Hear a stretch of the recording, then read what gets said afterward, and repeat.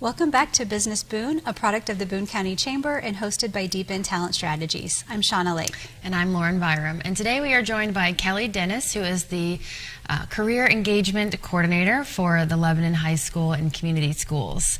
How are you doing today? Good. How are you guys? Doing well, thank you. Thanks for joining us. Yep, thanks for having me. Yeah, so one thing that we like to ask all of our guests when they come on is, if your life was titled a movie, what would it be? This is tricky. Okay.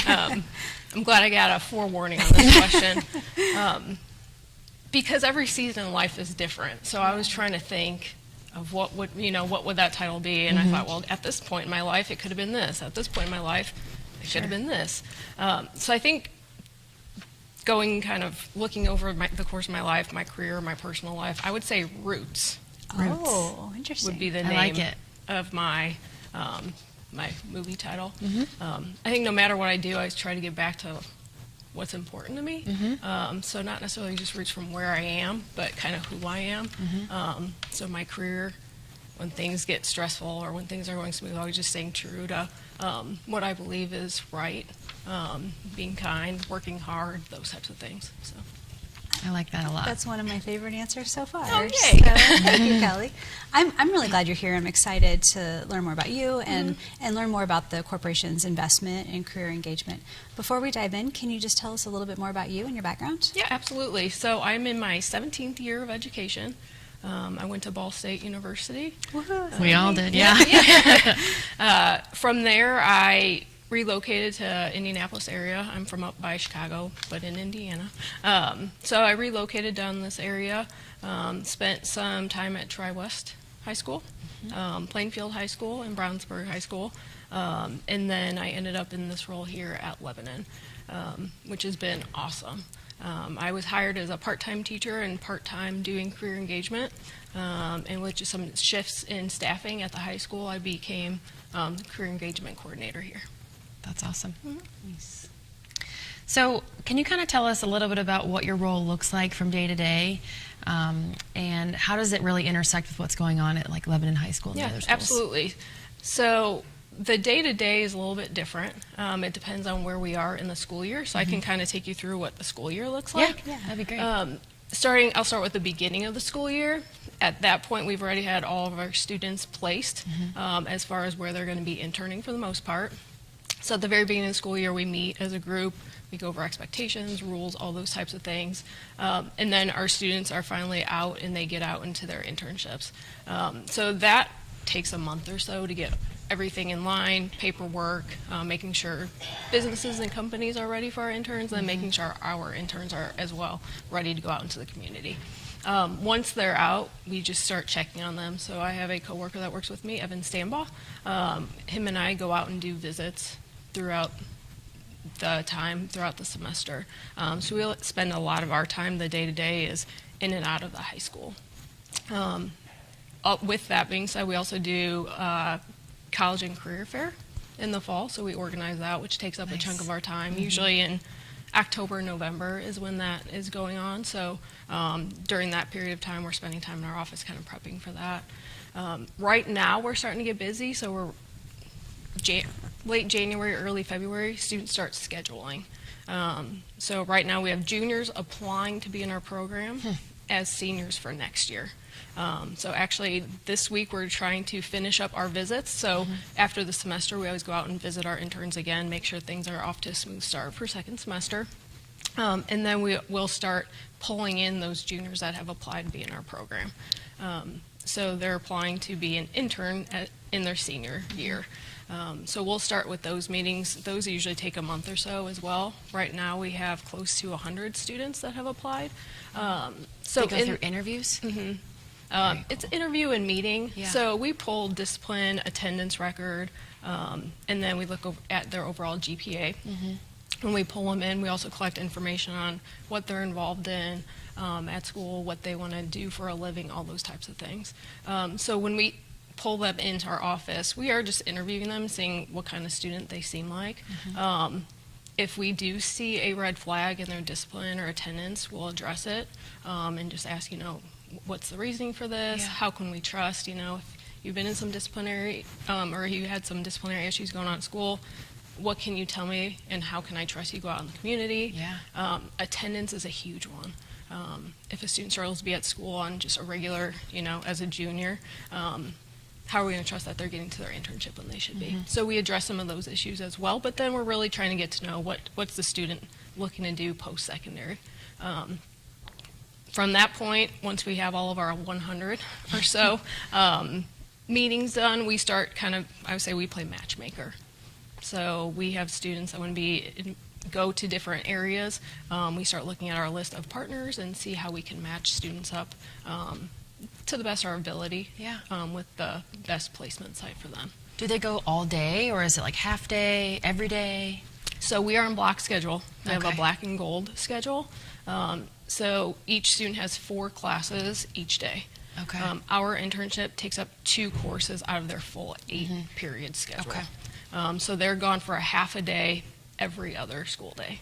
And they're either gone in the morning or the afternoon. So they're either gone from 8 to 10:15 in the morning. We call that our AM group. Or it would be our PM group, which is out from 12:15 to 2:45. That's amazing. They didn't have that in high school when I was graduating. I did something similar in college, but not in high school. Yeah. So of the 100 applicants, how many would you typically be able to place in a semester? Hopefully, we don't take everybody just based off different circumstances. So say we did have 100 students that we did accept, we would get all 100 placed. So it's Wow. our goal to get everybody placed. That's awesome. Our goal is usually by the end of the school year, but my contract goes through the summer a little bit. So usually I come in the summer and kind of try to get any last minute placement done. That's great. fantastic.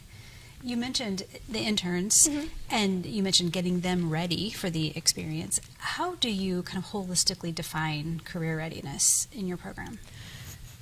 I think with our internship program, I think a lot of times people think that internship is getting out into a career field, and that is 100, almost all, and the main reason behind this is getting a kid, if they want to do physical therapy, getting them into a physical therapy office. If they want to go weld, trying to get them into a welding shop. So our goal is to expose students to an actual career field in which they see themselves going. But I always say it's really twofold.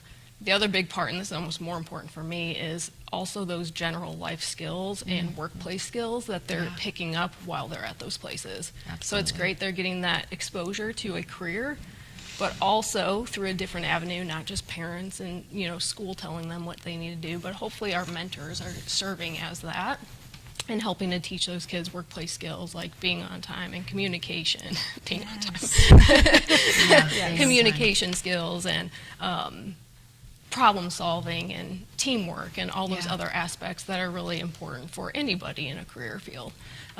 As far as what we're doing at school, we do different things through my program. Students do have assignments that are due, and usually we try to make some of that work applicable to things that they can use in their future, of That's course. great. So like they just took personality tests, and last year I had Boone County Extension come out and they did the Real Colors, which is an extensive personality test, essentially. So students learn about how they can work with others. This year, I think I have a career coach coming out, and he's going to talk kids through, what's important for being successful in careers. So there are things that we put in place, or I try to help support as well when they're out in the community. Sounds like an amazing program. So what have you seen change in the students and how they think about their futures compared to even just 5 or 10 years ago? I think for me, I've just been in high schools for my entire career, so I don't think it's as alarming for me. But we do mock interviews, especially for first semester final exam. My students do mock interviews where we have community members come in and run our students through practice interviews. And one of the biggest things I hear from the adults is how they can't believe how prepared students are and how many of them have plans for what they actually want to do.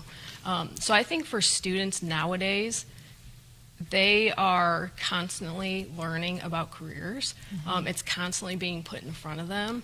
Elementary schools have career days, and they've got people coming in and talking about careers. At the middle school, they do different things for careers. So I feel like students more than ever are prepared and kind of have a better plan for what they want to do versus maybe what it used to be like. Sure. Doesn't mean everybody does, and it doesn't mean that they won't change. And specifically talking about my program, we always say that's a success. If I've got a kid that, I'm just going to use physical therapy because it's easy, wants to be a physical therapist, and they're in a physical therapy office all semester and learn they don't like it, that's still a success in my mind. Yeah. So not everybody has a plan, but I think that's one thing that surprises a lot of adults. Yeah. Is that kids do, for the most part, have a career plan, and sometimes they can be pretty specific. Yeah, I know people who went to college and got their degree, went and did student teaching, and found out after they've gotten it all that they don't like teaching at all. So getting them prepared even in high school is just amazing. Yeah. So I think it's awesome. I've had students come in and be like, I don't like my internship. I'm like, okay, well, why? Well, that's not what I want to do. Okay, well, Yeah. that's good. Yeah. Like, we're happy you figured that out now before you go on to the next step. It kind absolutely. of puts them a step ahead, I agree. essentially, in helping them figure out really what it is that they want to do. Yeah. We've talked a lot about the student's perspective. From the employer's perspective, what maybe surprises you in a good way, but where do you see maybe the businesses kind of get it wrong? I think a lot of people are pleasantly surprised with students. I think just teenagers as a whole, there's just kind of this stigmatism that, kids aren't what they used to be, and they don't want to do what they're supposed to, and their world is different than what ours was or is. They're used to being on the phone all day, and they're used to different things than we are, but I think a lot of adults are actually surprised with how great a lot of our kids are. They do work hard, they want to learn. And if they find out an adult invested in them, they're really more likely to dive in as well. So I think that a lot of adults are surprised with the great help that they get from their students. And sometimes they have this renewed faith in society, knowing, these kids are great. There are a lot of great kids in every school. So I think that's one thing that surprises a lot of adults in the community, is just that they're getting some good kids, and they're getting some good kids that do good work. Yeah. So thinking about that, how you have great kids and people are surprised, can you kind of give us an example of maybe a student partnership with an employer that really shows the impact that you guys are having and this program is having? I think overall, and I'll give specific examples here in a minute, but overall we have a lot of students that go out to internships and end up being hired. Wow. Which I think that says a lot. I mean, hired for part-time jobs even. So I've got some students that if they have an afternoon internship, if it's not paid, they go do their internship to fulfill credits for school, and then their employer will put them on the clock, and they'll get paid from 3 o'clock to 5 o'clock or however long they stay. I've had some students that stay where they're interning for summer and get just paid as a summer help. So I think overall there are a lot of companies that invest in our kids that way, but specifically we have we have some tons of great partners. I think that one that gets a lot of recognition, and they deserve it, is the fire department. I also think it's the line of work, which makes it really, really cool, but they push those kids physically, they push them mentally, and so we've had a couple success stories of that. Students wanting to come back and be firefighters. I have one student from last year, she actually goes back on her breaks and works out with them and does some trainings with them. Well, she's at college currently, but when she gets back home, she goes and visits. I have one student that just graduated early this semester, or graduated early. Yeah. So he actually is at Bain Welker in Lebanon, or he was, for his internship. And they've sent him, or they were sending him, I think, to St. Louis to go through training, and he's going to be a mechanic for him. That's so cool. Yeah. Deacons is another one, auto shop in Lebanon. They have one of our students that's doing excellent for them, and they have their own internship type program, so they've enrolled him in their program as well, looking to hire him. So we have lots of stories like that where people are recognizing the work. One other major one from this year and last year that I'm thinking of is Meyer Nasium. They are doing all of the construction for Lebanon Community Schools right now. And they've taken some of our students, one last year and one this year, that want to be construction managers. They told the kid last year and the current student that if they go to both of them are thinking about, one is at Purdue, the other one's thinking about going to Purdue. They said if you go get your degree in construction management, we'll hire you back full-time in 4 years. Wow. So yeah, there's a lot. Like I said, there's kind of a big, big range of what companies are willing to give kids kind of in return. But those are some of the bigger stories and bigger impacts where our companies are invested and our kids are invested as well, which Yeah. is awesome. Makes And they're that changing their partnership great. lives. Absolutely. Yeah, those So are great. amazing success stories. In your conversations with the businesses, what are some of the skill sets that maybe they're asking you to help develop in, or asking the school corporations to help develop in the students prior to graduation? I think one of the biggest thing I get is problem solving skills. Oh. And again, I just talked about how our teenagers they're great, but they're coming from a different generation where they can, use ChatGPT to get their answers quickly, Yeah. and they can Google to get their answers quickly, and so can we now, and we do it too now. It just wasn't, embedded in our minds from a young age. So I think that's one thing is when students are going to the workplace, that's what companies are kind of looking more for, is those kids that can still problem solve, so they can use the technology and they can work hard and do all those other things. Yeah. But they need kids that can also look back or look at a problem and figure out how to get it fixed. Oh, yes. That balance is key. Absolutely. I think of people in all ages. Oh, for sure. Absolutely. Yes. Thank you.